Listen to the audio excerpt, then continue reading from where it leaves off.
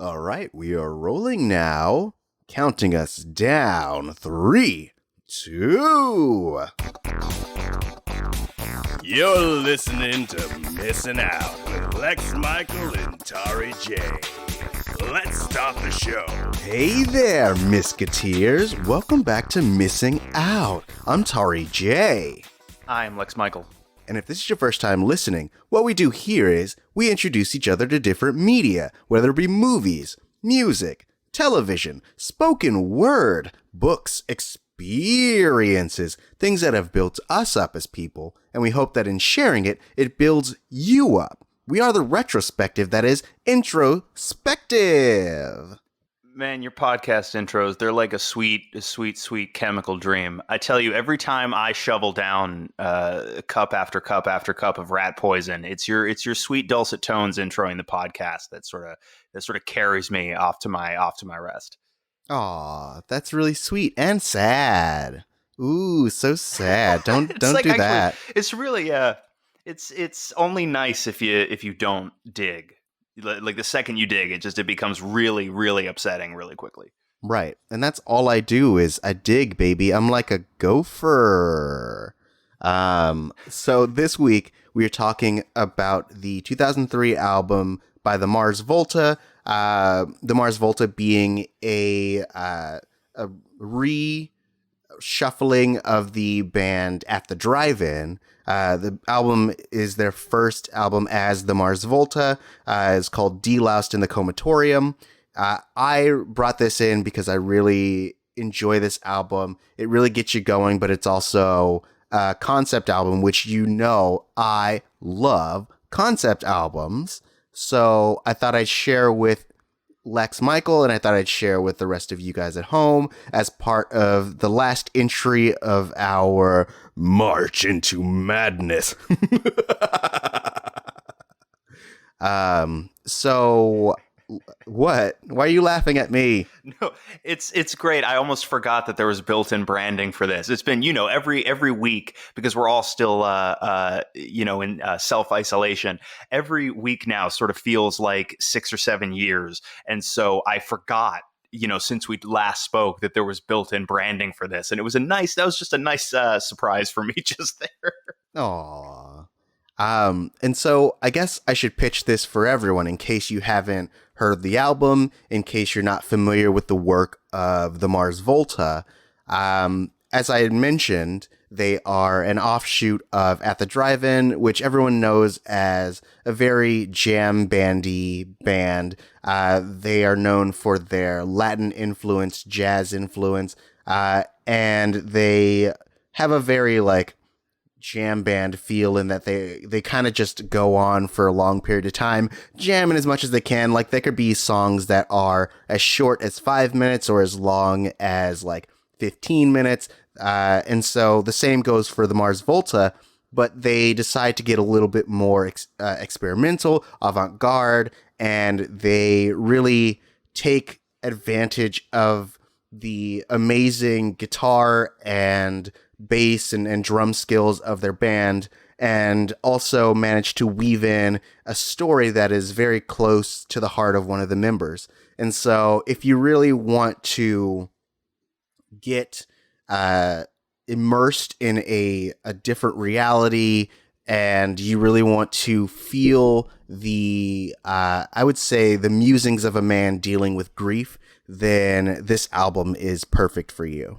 That's my pitch. Then it sounds like this album is perfect for me, because what you're describing, that's sort of the platonic ideal of what entertainment is for me, right? Like, it's gonna get me pumped, but it's also going to drag me through this harrowing experience where I have to sort of sit with somebody else's inner demons and feel their anguish and their agony and feel sad about their life for just a little while, thus absolving me, if only temporarily, of the burden of my own existence. I mean, is that not what we do this for, Tauri J?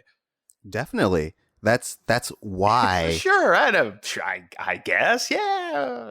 No, that's what we're here for, baby. We're here to share our experiences and let other people resonate with those experiences. We are the retrospective. That's introspective. Oh, nope. I got caught in a loop. Oh shit. Sorry. It's all the rat poison and morphine I took, and now I'm just hearing you on a cycle, just going over and over and over. It's like you're like the what is it? It's do you ever play? But you play Bioshock, the first Bioshock. No. The your retrospective that's introspective is the like. Would you kindly? Which is, I guess I won't spoil Bioshock for you, but it turns out that is a key phrase, keyer perhaps, as far as its effect on the psychology of the lead character than maybe you had been led to suspect earlier in the story. Bioshock's dope. I You should play see. that. Yeah, is BioShock, is that the cake is the lie one? No, that's is that Portal? Is Oh, that Portal maybe. 2 is the cake one? Probably. All right. Bioshock's the one with the big daddies and the bathysphere and stuff. Oh, cool. So You're like, I totally know what you're talking about. Lex is mentioning Yes. rat poison, and so I feel like I should give a little bit of context in terms of the background of this album and kind of what some of the themes are. And so the background of this album is one of the main guys in the Mars Volta slash at the drive-in, Cedric Bixler Zavalva. I'm bad at names, as you know. I'll take it. But he had a personal tragedy in that his friend Julio Venegas basically shot up a cocktail of morphine and rat poison. He was addicted to heroin, and I believe that was just what he got his hands on, and which sent him into a week-long coma. And then once he came out of the coma, it is said, and there's no way to confirm this, but one of the original guitarists from At the Drive-In, his name was Ben Rodriguez. The band says that he may have tortured, like, or tormented Julio to the point where he decided to take his own life. So not spoiler warning, but like trigger warning for discussions of suicide and self-harm, and that is a main piece of this album and the catalyst for its existence.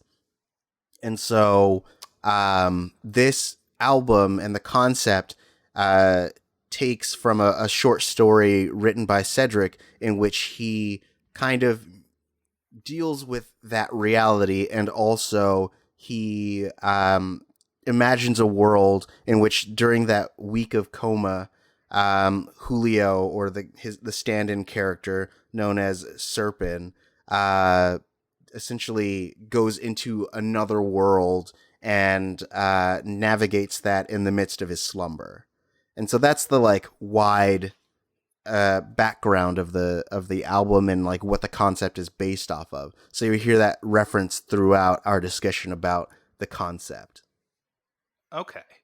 Yeah. So yeah, I guess for me, this was actually interestingly. Now, of course, the Mars Volta is a band that I've been aware of for well over 10 years at this point.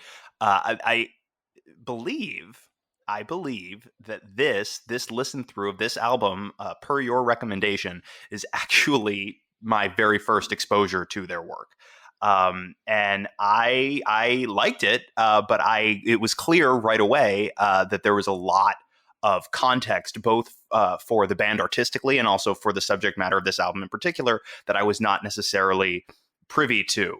We do like, and you'll have to walk me through the breakdown of sort of the story of this album, because I feel like ordinarily after we drop a spoiler wall, you'd kick it over to me and I'd be like, all right, so this thing you had me watch or listen to, this happens and then this happens and then this, and truthfully, I don't really know what happens in this story, but I know that musically it's really interesting. I mean, there's a lot going on here, and again, I had no real frame of reference for their style, for their influences, and for what all of these sounds would come together to sort of play as. And I definitely dig the album, but like I said, so readily apparent that there is so very much context here that I am missing. And so I'm very much looking forward to sort of delving into that and having you sort of walk me through this journey, have you feed me rat poison and morphine, and be my Sherpa down this. Normally Sherpas go up a mountain. I'm mixing metaphors. You're going to be my Sherpa down a rabbit hole of I don't know, sort of drug induced hysteria and stuff. But I will say I definitely dug it as somebody who's not super familiar at all or familiar at all with the Mars Volta's repertoire. I actually came away very pleasantly surprised and impressed with this album. Awesome. So before we dive into all of that and the like deeper story, I feel like we should drop down the spoiler wall just in case someone's like, oh damn, there's a short story. Oh damn, there's a concept. Why don't I check that out? So we will discuss all of that after the spoiler wall. And so ramping up to that, if you would like, if you feel so inclined, please feel free to go on to the Apple Podcast app and leave us a rating and review. Either or will do, just to help us stay on the charts and help people find us. As you know, the most potent form of marketing is word of mouth. So we ask that if you are feeling so kind, please do so. Let us know what you think, and it also helps us know how we're doing within your hearts of hearts. And also, if we get a 5-star rating, we will read it here on the show. So if that is any kind of, motivation for you, go ahead and do that. Go ahead, get your groove on. You will be recognized and lauded for your efforts. Oh no, when we all come out of quarantine, there will be a monument erected, like just, sort of like a monolith type thing that we'll put in the town square, in which your name will be inscribed. And, generations from now, kids will go with their parents and they'll look at it. They'll be awed by the artistry of it. And they'll be like, mommy, daddy, what are all these names? Who are all of these people who we thought were so important that we wanted to etch their names into stone for, posterity so they could live through the ages? And they'd say, well, those were the people who gave 5-star reviews to the Missing Out podcast. And their work was such that we needed to take a moment and remember and consider and appreciate. And the child would weep. They wouldn't know why, but they'd be so overcome with emotion. And it would change the course of their life, I think, forever. Disclaimer. Missing Out podcast will no longer be accepting 5-star ratings, as we do not feel obligated to create a monolith, and so 4-star ratings will do as well. Just let us know in your review that you gave us 4 stars instead of 5 stars in order to prevent us from having to create a monolith.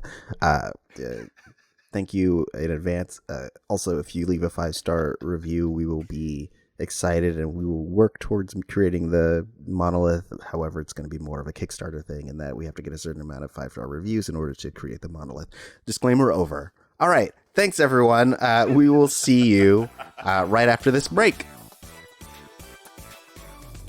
All right. We are back. And so now it's time for Lex Michael, to the best of his ability, to bust a recap. Oh, okay, here we go. Ready? Here's what happens in De-Loused in the Comatorium.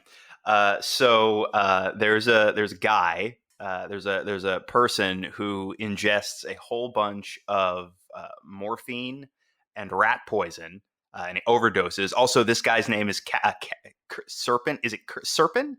Serpent Taxed? Serpent Taxed. Is that his name? Okay. Serpent, but with a C, so it's a soft C. Serpent Taxed. So Serpent Taxed basically falls into a coma after overdosing on a mixture of morphine and rat poison, and basically goes on a large some kind of musical odyssey as he processes through his sort of his morphine and rat poison overdose. The title, right? Title's kind of on the nose, lets you know what happens from there, right? He delouses, right? Presumably he comes down from his drug frenzy over time in this sort of what I imagine. again, see, ready, we've already hit the limits of my total comprehension of this story. I would imagine the comatorium in question is more sort of refers to more of a liminal space within his mindscape, wherein a lot of these musical collisions take place. I have no idea what happens in this story. Okay. I mean, I mean, I, yeah, I have no clue. Again, musically, I really dig it. I don't. That's it. Like that's as far as I could describe for you. I hope it worked out okay for um, yee. it. Uh oh. So, yeah, I mean, you got the broad strokes, the comatorium specifically in reference to an auditorium. So on the album cover, you can see a golden head with kind of a projector light coming from the mouth of it. And so Yes. that is kind of to represent the fact that these images are being projected onto his subconscious from his, and in the background of that, this head on top of what you could describe as like a surgical table is the weeping of someone behind him, showing the stark contrast between the reality and the fantastical slash surreal existence in this comatorium. So Okay. yeah, you caught it. You got the gist. So the story I'm really itself, good at getting the gist. yeah, that's all you really need is the gist, right? I like to think I'll be remembered as a guy who got the gist. They can put that on my headstone, like birth year, death year. That guy really got the gist. Ooh, yeah, I like it.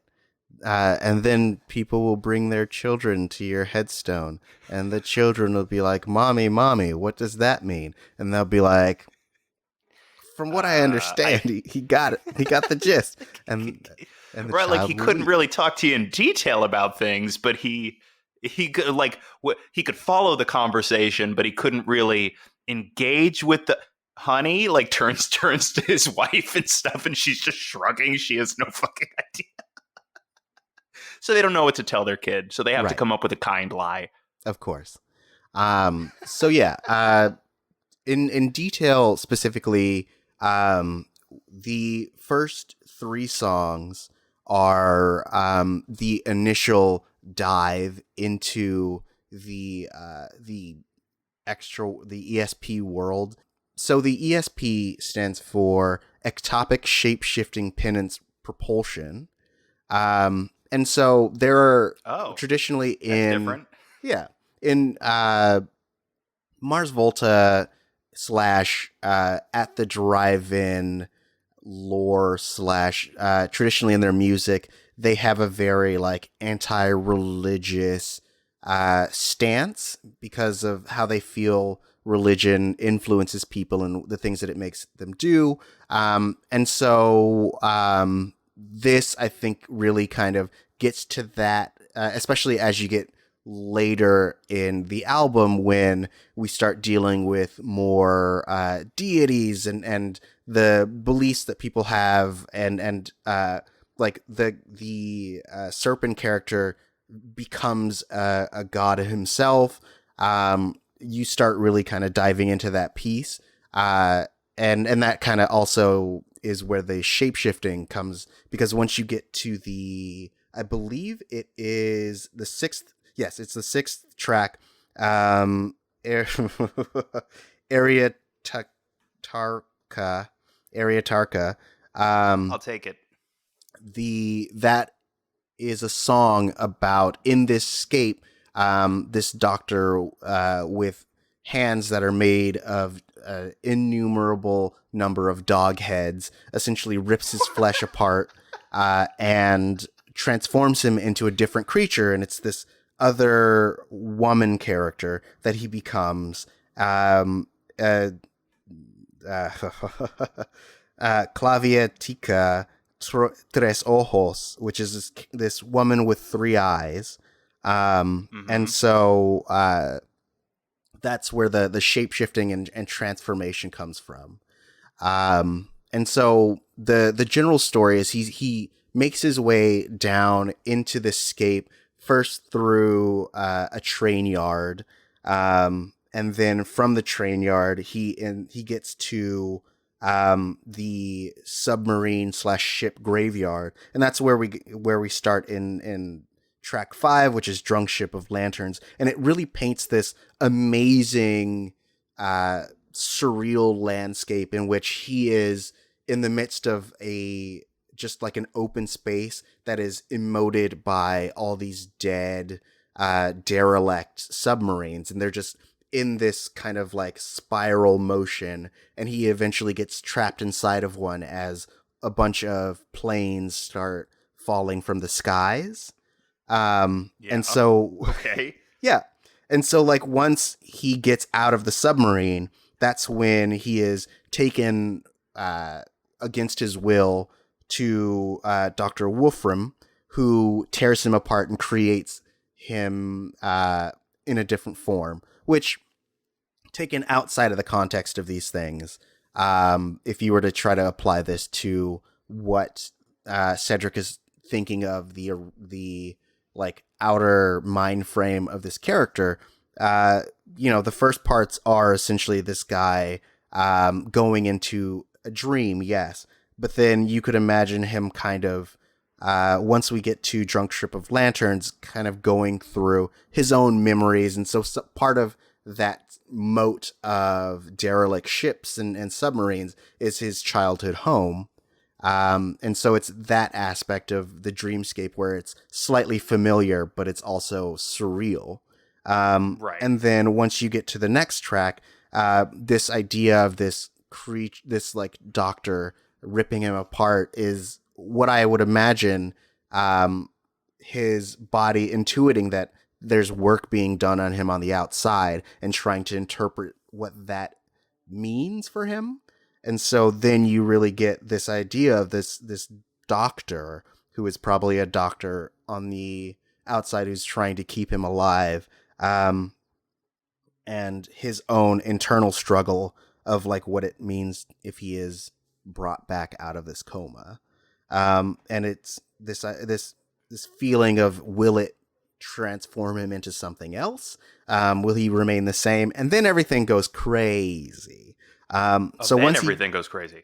Then everything goes crazy, because once he becomes Tres Ojos, he is basically, it's prophesied that he would come and save this new group of people. So he's basically a deity at this point, who had a mission and then failed their mission, and so they essentially are left in this desert to collect dust, and then their body is buried underneath the desert, and that body is thought to be sleeping, and so this civilization, believing that the new form that they would rise as, which is Mortia Niatilla, whatever. Yep. So believing that would be that her rising would be the rise of that creature, starts giving their children to this entity, and that entity is devouring their children instead of like whatever it was supposed to be doing to keep Mortiatilia sleeping. Okay, so eating children as opposed to not eating children. Right. Because like there's definitely two polar options there, and they definitely went the other way, it sounds like. Right. I mean, it sounds like they're using the threat of this prophecy, or they're using the threat of this their lore in order to control people and suck out their own means, which is right. Their commentary on religion. It's that whole thing. And that's where we get to like cicatrices and this apparatus must be unearthed, which are tracks 7 and 8. And then essentially we get to Televators, which is the moment that he wakes up in the real world of this story, But also it's almost like a slow motion telling of him jumping off the overpass into oncoming traffic, which is how Julio committed suicide, and it's also how this character also did it.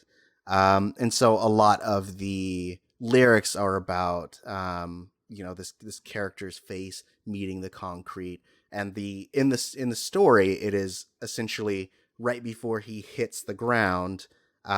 He is pulled out of his body into back into the ESP, which I assume is Cedric's way of kind of processing him, like the body that hit the ground was not his friend. His friend was rescued before having to feel that pain. Okay. Yeah. And then the last track, track 10, Take the Veil, is more of a third person perspective of someone talking to the body or the entity that was Serpent. So it's a lot. There's a lot that happens. There's quite a bit, Yeah. quite a bit. And I like, okay, so I do like that they do manage in terms of the content of the story to sort of tie in. I was curious about the design, like the cover art. The art, but then there's two different, if you go to the Wikipedia, you can see two different versions of cover art. One I think is the standard version, and one is like an alternative for like certain limited editions. And the artist, by the way, has the fucking metal as shit name of Storm Thorgerson. Mm-hmm. Storm Thorgerson did the album artwork, and in both versions, even though they're very different pieces, you've got a head that's detached from a body. The main album art, as you said, it's got the golden head with the sort of light coming out of its mouth. But also, like, the head has been removed. The head is like cut off and on a plate, so there's no body attached to it. And then on the other, and this I thought was sort of interesting, as you were talking about, um, the physical form, the more recognizable human physical form being distorted or changed into something certainly less recognizable, perhaps more fearsome, scarier, more elemental maybe. I think this second, like the alternative album cover, is really interesting, because you've got like what looks like a lake surface, and you've got a face of a man's face, like he's floating on his back, but the head is not attached to anything. But just beneath the surface, you've got coming out the back of the head like all of this like viney sort of tentacle roots, kind of like descending lower and lower into the body of water, like it's a kraken or some shit. Mm-hmm. And I just think that's like crazy evocative and really unsettling. But from the sound of it, it doesn't sound like they allude specifically to the form he takes being a weird floating tentacle head, but that would be rad. I feel like that's the only thing missing from the breakdown you just gave me, is that, oh yeah, at the end he's a big floating tentacle head that you got to shoot with lasers. It's like, if you played Star Fox 64, it's like the end of Star Fox 64 where the bad guy Andros is like, boom, he's a giant brain, he's like, only I have the brains to rule Lilat and shit, and you have to fly your spaceship around and shoot at his little brain pieces. It sounds like it's not like that, which is a little disappointing, if I'm being totally honest. It sounds like there's a really beautiful personal artistic statement that they were trying to make, and they could have put laser spaceships and a giant floating tentacle head in there and made it even better. And they didn't. But look, it's fine. It's a personal artistic statement. I don't want to ding them too hard for not going full bore on the giant floating tentacle head. Mm-hmm. But Mm-hmm. Mm-hmm. I mean, they did put that art out there into the world. You know what I mean? Like, this is sort of like how all of this, the art pieces from Rise of Skywalker keep coming out, and everybody's like, oh, that would have been amazing, I want to see that movie. Well, I'm looking at this alternate cover right here, and it's this really great, I mean, both covers, like, not for nothing, like, all kidding aside, like, really cool pieces of art. But I want this story. Like, if you pull up this cover, I want the story where he just sort of rockets like face first out of the lake, and then just the giant floating tentacle head sort of lords over all. I want that. Can we do the sequel? It's not too late, right? Like Mars Volta is still like they could make another album. Totally. They could do it. Let's do the sequel. Let's do it. Let's cash in. We made the personal artistic statement very successfully, right? Because this album was sold really well, was very well received commercially, very well received by the fans. But now that we've done that, let's just cash in. Let's sell out hardcore, and let's do the version of this that's all about the giant floating tentacle head monster. Like, let's alienate everybody we won over with the sort of raw, visceral, personal nature of that previous statement. I'm down. Are you down? Come on this journey with me. All Take right. the rat poison. Heck and yeah. the morphine. Oh, man. You hear that, folks? Lex Michael knows better than the band, and he is going to take them in a wild new direction. I didn't say I know better. You only get to do this because they did it so well and so with such pure artistic intention the first time. You can't just go right to cynical cash grab giant floaty tentacle head. You have to earn it, and I feel like they earned it. Yeah. Lex Michael is the J.J. Abrams of band things. He like swoops in and he's like, I know what you did. It was really like thoughtful and interesting, but what I'm gonna do is I'm going to make it nostalgic and boring. I'm going to make all the worst choices. Everyone on Reddit said maybe this thing should have focused more on the rat poison itself. Like, where'd he get the rat poison? Like, oh man, what do you guys think about the cars that hit his body afterwards? Like, let's focus on those things. Not the album opens with a little. It's like a little clip of Oscar. They get Oscar Isaac to come in because they're big, they're a popular band now and stuff. They get Oscar Isaac to come in and they're like, here, read this. He goes, really? They're like, yeah, read it. He goes, okay. Our worst fears have been realized. Somehow Serpix took more rat poison. And the band's in the booth like, yeah! Woo! That's what I want. That's really all I want now. Cool. I mean, so here's the hard part. They're not a band anymore. They broke up. Okay, but bands break up and reunite all the time. Yeah, but they're not. They won't. They've been asked. But speaking of the band... I didn't ask them. Okay. Well, good luck. Speaking of the band, because I really want to talk about the music a little bit. Yes. The bassist on most of the songs, with the exception of Televators, I believe, was Flea from Red Hot Chili Peppers. Yeah. So he came in and was fun. Like, bow, bow, bow. And also Omar Rodriguez Lopez, who did a lot of almost all the guitar on for At the Drive-In. He's a prodigy, basically. He was also like all of the super long, amazing riffs on this album are his work because he's great.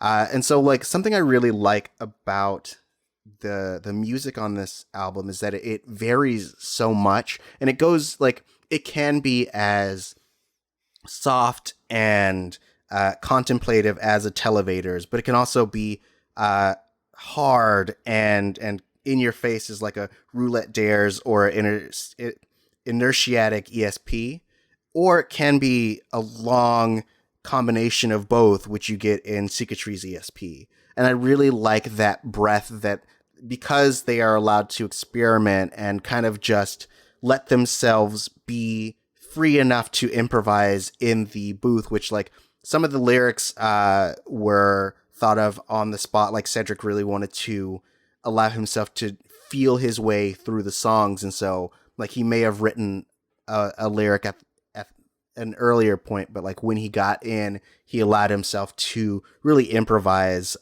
which I think you can feel that the intention was to express a feeling and not necessarily be bound by conventional like music whims, or not whims, like rules, I guess is the word I'm looking for. Right. So the first song that I had heard on this album was Cicatrice, and I got completely obsessed with it because it not only is it it's a journey in and of itself. The lyrics are very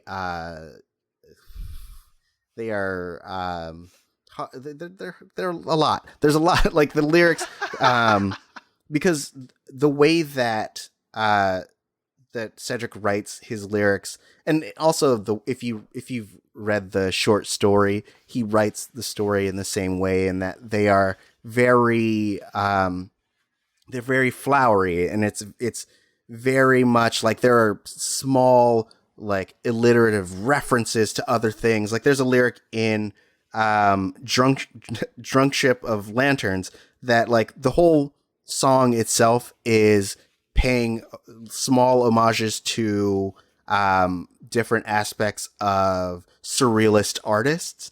And one of the last lyrics makes specific reference to the melting clock painting by Salvador Dali. Yeah. So like the whole thing is like that. And so Cicatrice, the first lyric itself is intriguing in that it is a statement of impossibility. It is sutures contusions, which like contusions are basically bruises. And so Right. but for it to be a contusion, it can't break the skin. But in order to make a suture, it has to be like broken skin. Like you have to stitch it up. And so like that pulled me. I was like, oh yeah. And then from there, the music itself, the way that the instrumentation, the way that it just takes like a 5 to 7 minute break in the middle, and it's just like, yo, let's just fucking jam, bro. And it's like it's an assortment of instruments and noise. It keeps you guessing the whole time, and you discover new things every time you hear it, or at least I do. I could definitely. I mean, and this is there's a lot of I mean, it just the sort of cursory, uh, very cursory research that I did after I listened to the album. It seems like there's a lot of obviously influence from previous jam bands. Like I see them compared to King Crimson a ton, which I think actually I wouldn't have thought necessarily to make that comparison, but I can definitely see it.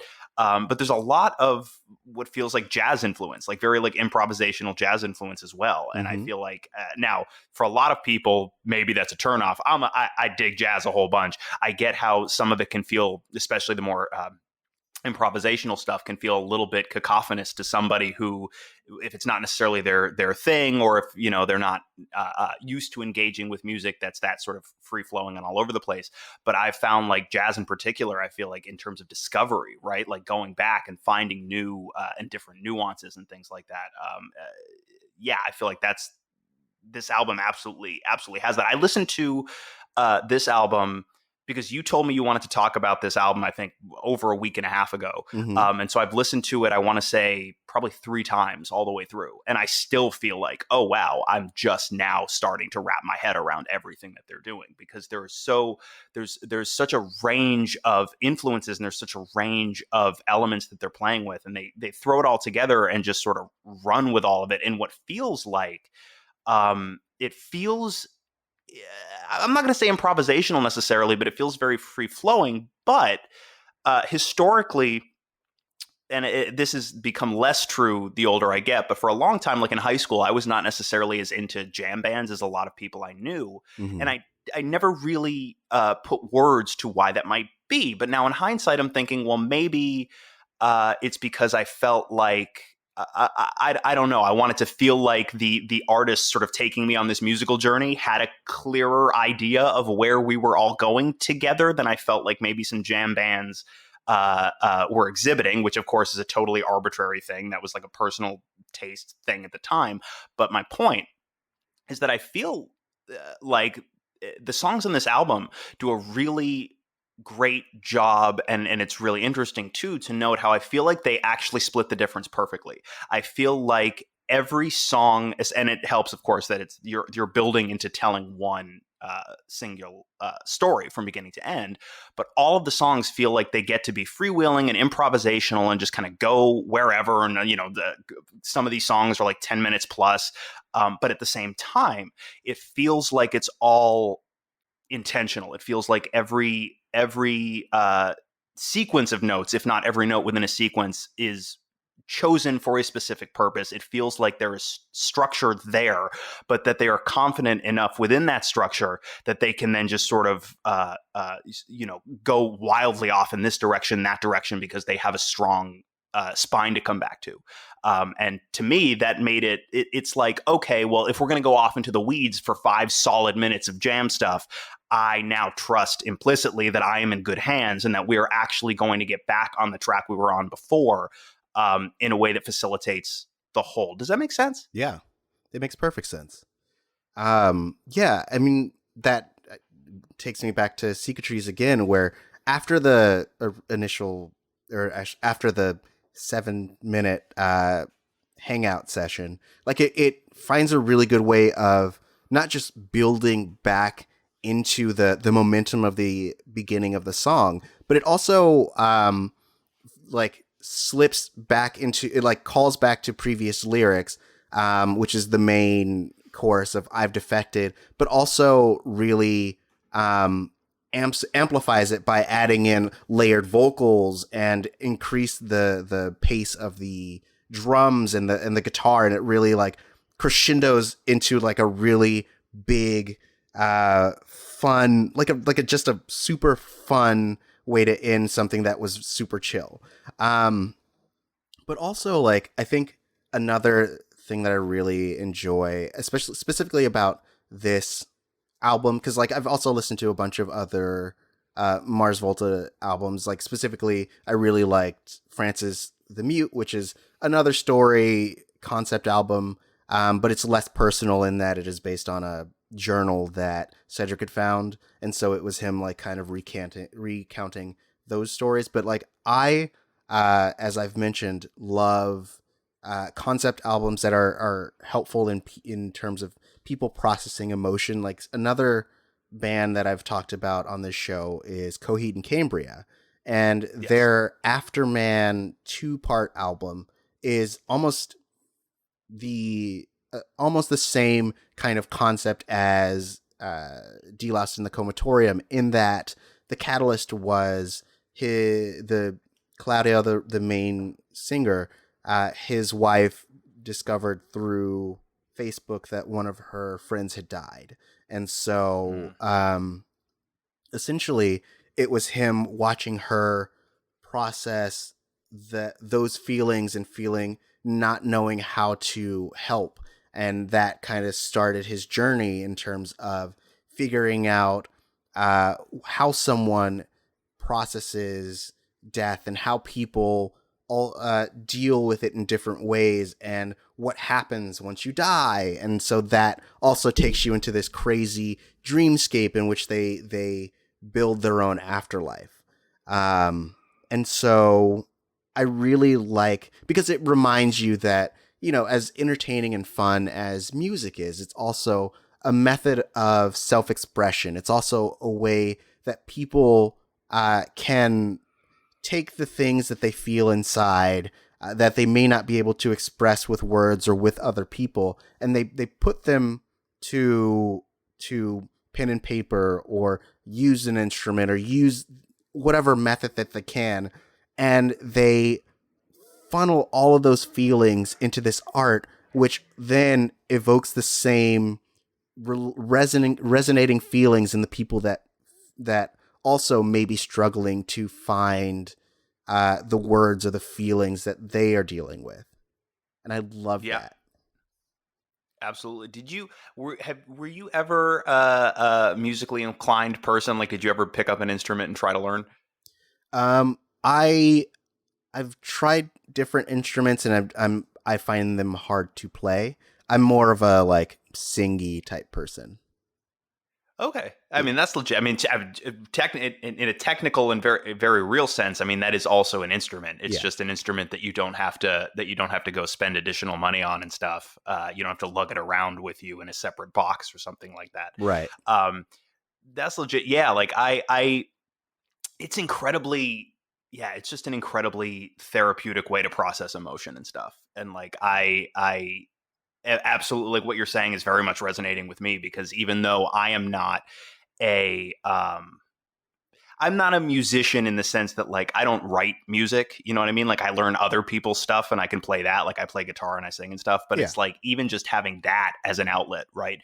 And so I can imagine like I am uh, envious is not really the right word because envy sort of implies jealousy. It's not so much jealousy, but I'm sort of in awe of people that are able to take all of their emotion and not just like I can write and I can articulate verbally uh, what I'm feeling and how I'm processing through what I'm feeling, but to able to turn it into not just poetry, because what are lyrics if not poetry, but also to be able to create new sort of a new soundscape to it that sort of reflects what you are feeling in a way that enables other people to sort of share that with you. Like it's insanely powerful to so much so that even I, as somebody who's not who doesn't generate that stuff out of my own consciousness, I can sort of replicate other people's work. Even just being able to replicate other people's work, it's so emotionally what do you call it, like transportive in a way, right? It's Mm-hmm. like it's just sort of like, I don't know, man, is that juice, you know? I mean, I know for sure that like you sing to stuff, so you know, right? It's like that release, like anybody who, even if you just sing in your car, Yeah. you get that like huge there's like an endorphin rush if you feel like you're hitting the notes and you're, you know what I mean, like it's super powerful. And so yeah, I just uh,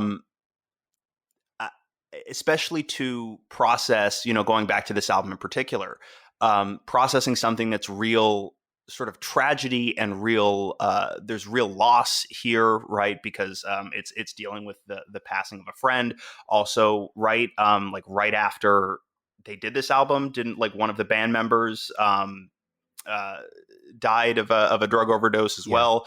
And so they're finding a way here, and this is something that I think is really impressive, especially given how heavy the subject matter is, and how, obviously there's if you look at the short story you're talking about, I guess what it sounds like is there's a heavy layer of allegory in the story they're telling. Which, sidebar, like we've talked in this show about how I love, like, most of my favorite horror stories are they're using a supernatural thing as allegory for something real. But Yeah. they find a way to talk about something very heavy and very personal and very I, I mean, there's a way to tell this story that's just so depressing and soul crushing the entire time, and they find a way to do something musically that feels very honest and very raw, while at the same time feeling kind of light and fun and adventurous, and not how do you, okay, Ben Folds, I think, did an interview years and years and years ago, and he referenced the challenge of writing songs about yourself and your own emotional state, but without being, the way he put it was, emotionally lewd. And I think about that phrasing very often, because it's a lot of people who are inclined to write about their own emotions, whether it's musically or in essay form or in a script or whatever. Um, it can be very difficult to sort of walk that line. You know what I mean? And I feel like they managed to be raw and real without being emotionally lewd, and while also managing to maintain this sort of fun, whimsical, adventurous feel to it. And I feel like that's, again, as somebody who is not a musician by trade or by practice or even by hobby, I, I don't know for sure, but I would imagine it's got to be pretty difficult to strike that balance and to walk that line. And so I'm sitting here a little bit sort of in awe, honestly, at what they were able to accomplish with this project in particular. Because, yeah, I don't know that I could do this, Tari, I think is what I'm saying. I don't know that I could sit and bust out this album in a day and a half, I think is my point. I mean, I think that like you can accomplish the same feeling just in the medium that suits you the best. Like I think that everyone is no, like I think that like everyone has a medium that I think that is best suited for them to express and really push through and like resonate with others. And I think that that is part of when you're going through the process of like self-actualization and like understanding how you communicate and all that stuff. I think that that is a part of it, is finding what it is that um whether it be what skill, what method of communication, what um, like interactive methods resonate with you the most, and really diving into those. So like I think that everyone is capable of like resonating with people in different ways. I think it's all about finding whatever that medium is. Like for you, I think yes, it's storytelling. It's also it's movies. It's like writing. All of those aspects are ways that you found, and for me it's also writing. It's also like singing, like those things, like whatever it is, dive into it. Let it don't be ashamed to feel those things and to find your method of expressing them. You're right. I am gonna do the sequel to this, where the giant floating head reigns over all. Litigation be damned. It's my truth. God damn Yep, it. it worked for the spaghetti western, you know. It's gonna be just like it's gonna be the head's gonna float into the sky. It's gonna be like that Rick and Morty episode where he like demands everybody perform songs for the prize, the luxurious gift of staying alive and Yeah. stuff. It's going to be just like that. And so I'm actually going to have the Mars Volta suing me. I'm going to have Justin Roiland probably suing me as well, because he's going to be like, this is very clearly not just ripped off from me, but it's also very clearly ripped off from me. Right. Because But they keep just saying, show me what, like in the exact, like you actually sample the show me what you got from the show. and it turns out what I discover along this journey is actually my truest medium of self-expression is as the defendant in copyright infringement trials. I mean, some people, they find their greatest joy in plagiarism, you know? And who's to say that that isn't a legitimate art form? People, forgers, like man, they make so much money. I feel like the mad dream is to go, yes, I am absolutely going to steal other people's intellectual property. I'm absolutely going to infringe upon their copyrights, but I'm going to do it so well. It's going to be so good that they're like, well, we can't sue. Like, we look even better than before. You know what I mean? Like, that's the dream. Right. You just, like, anytime someone tries to sue, you go, I'm doing a Quentin Tarantino. So you can't. Because I'm doing him, like I'm doing a Tarantino, and they're like, "Oh, he's Tarantinoing." Okay, got it. Yeah. And then next week, I'm back in court. Tarantino's suing me for using his name in this way, and I'm like, "This is my art." Oh man. Do you have any final thoughts about this album before we head out? Oh my God, we're already, wow. Yeah, we did some time. Honestly, my big thing was, like I said, this was really my first proper exposure to the Mars Volta, a band that I had been aware of for again, like well over, I mean, God, the better part of 20 years now. So I appreciate you sharing this with me. I guess really because I am so new, I'm such a novice in this land that you have brought me into. I guess I want to know what if you had to tie a nice little bow on why you wanted to talk about this album in particular. What how would you do that? Like what does your little bow look like? Because I feel like that is maybe a more poetic note to end on than whatever I give me your art, give me your beauty, give me your truth and stuff, because mine is just I'm just stealing other people's good work, right. I don't know if I have confidence enough in this piece of theft to go into court and be like, look at it. So for me, I think that a part of the first way that I initially learned to really start listening to my own internal dialogue about my emotions and things is through music. And so albums like this resonate with me in that it is the same way that the person creating it also finds a way to express themselves. And so I think that for me, especially during trying times, it is really nice to dive into the performances and art that is around, and other stuff that is like really been formative in my life, and I find it really comforting to go back to those things, but also like feel the things that I felt and feel the things that they want me to feel. Because just another reminder. We talk about this a lot on this show, that like when you hear something where someone is expressing a thing that you feel, it's a reminder that you're not alone in feeling that thing.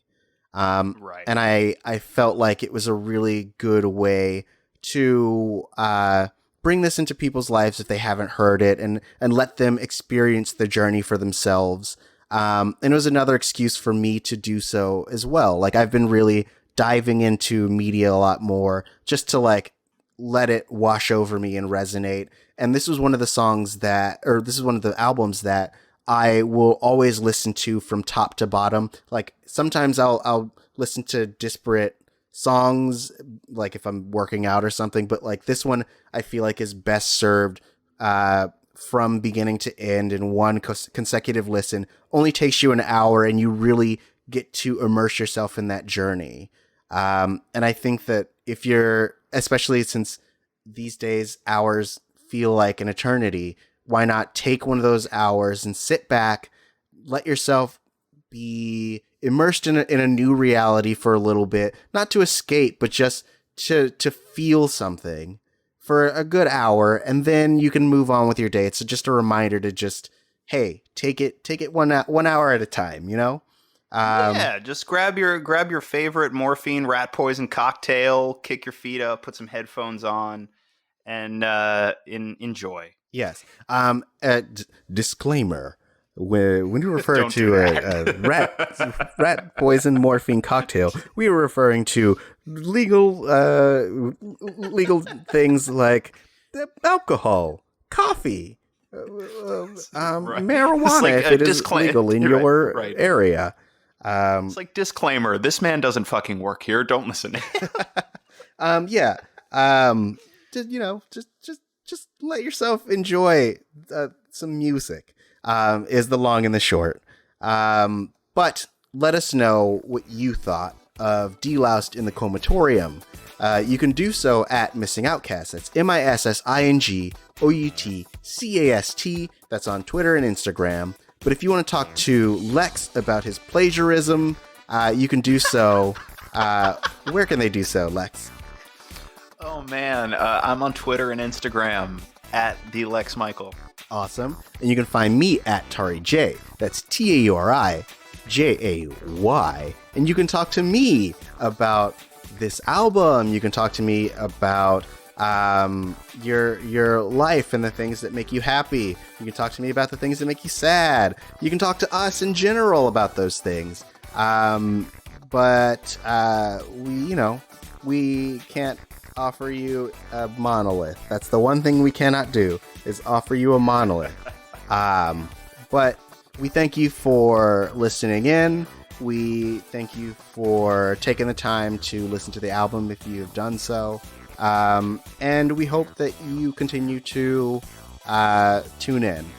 So until the next week, this has been the retrospective that is introspective. And now you have a new perspective, which you can totally steal and claim as your own, as long as you do it really, really, really good. Because I'm no hypocrite. If you do it really good and I take you to court, you'll be sitting there being like, well, this was my vision for that sign off. And I'll be like, shit, that's a really good vision. And it'll be a win-win for everybody. Except I'll probably still make you pay the court fees. As you should. But I'll appreciate you. Yeah, I'll appreciate your name will go on the monolith. Disclaimer: the monolith will never exist. Please don't expect a monolith.